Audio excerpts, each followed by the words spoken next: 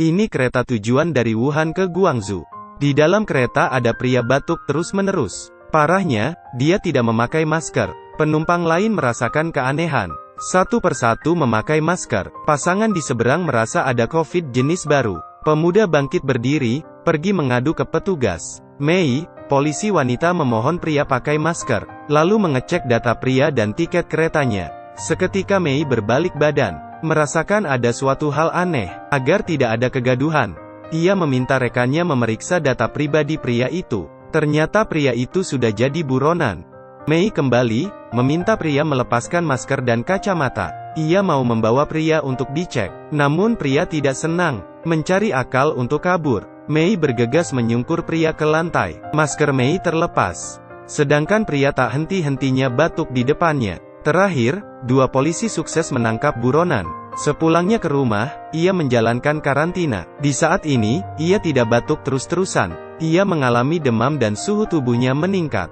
Ia tidak percaya, jadi pergi melakukan tes PCR. Hasilnya menyatakan ia positif. Hati Mei seakan runtuh, menangis di dalam toilet.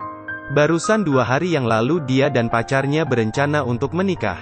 Tanpa diduga, mimpi buruk mendadak datang. Mei dibawa ke ruang isolasi di rumah sakit. Secara kebetulan, ada anak kecil yang sekamar dengannya. Anak itu tidak pakai masker. Perawat meminta ia untuk memakainya.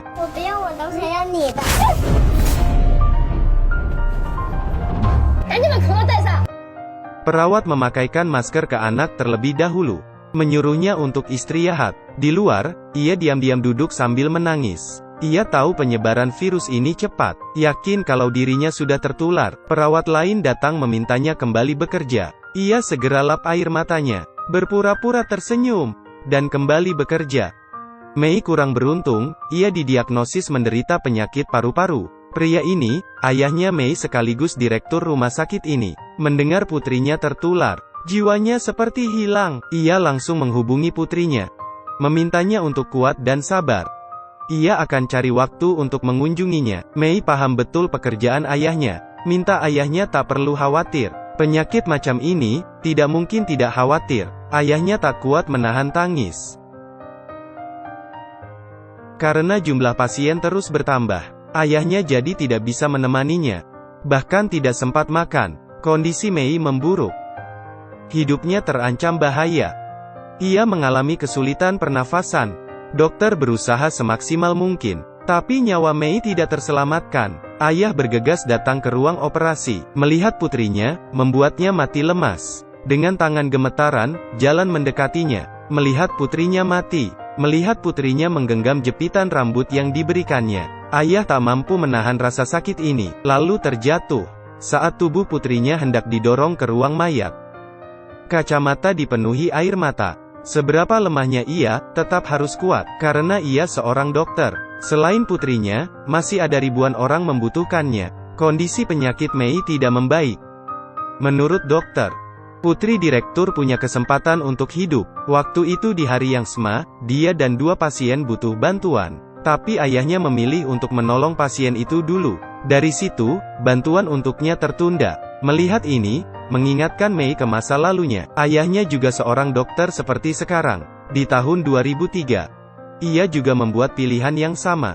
Karena itu, dari kecil Mei kehilangan ibunya. Ia belum memaafkan sikap ayahnya. Sekarang ia mengerti, meskipun ayahnya bukan ayah dan suami yang baik, tapi ia adalah dokter yang baik menolong banyak pasien. Ia harus bangga dengan ayahnya. Hidup Mei sudah tidak lama lagi. Ia meminta perawat untuk telepon ayahnya, mengucapkan selamat tinggal. Ayahnya di Wuhan sedang menolong pasien lain. Menatap derita Mei.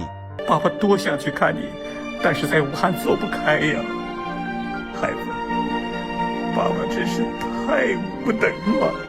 Ia tak kuat menahan tangisan. Tak bisa lihat putrinya, harus berjuang, menolong pasien lain. Kita harus mengapresiasi perjuangan cinta seorang ayah. Afei tahu penyakit Mei. Tidak lama ini, mereka baru melangsungkan foto prewedding. Mencintai satu sama lain sampai tua. Mei janji akan mengenakan gaun pengantin untuknya. Demi menepati janjinya, Afei menyiapkan gaun pengantin untuk Mei pakai sebelum pergi. Agar tidak ada penyesalan, Afei membelikan gaun pengantin, membuat rencana. melangsungkan pernikahan di rumah sakit. Perawat dorong tabung oksigen dan kursi roda, menuju ke arah Afei. Mei memakai bantuan pernafasan. Ia menjadi pengantin tercantik di dunia. Sampai di tengah pembatasan pintu,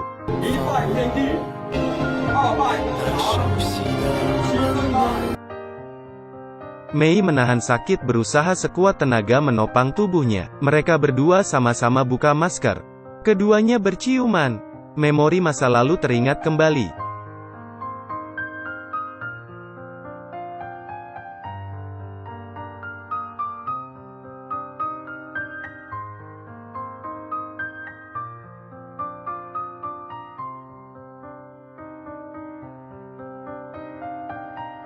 Pada akhirnya, Mei meninggal dunia. Film ini bercerita tentang COVID 2020 di Wuhan. Di sini, semua orang berperang, mulai dari dokter, polisi dan sukarelawan, membantu orang-orang, berdiri di baris depan demi menyelamatkan orang. Beri penghormatan ke mereka, pahlawan kita. Mereka berjalan melawan angin. Terima kasih atas jasa kalian.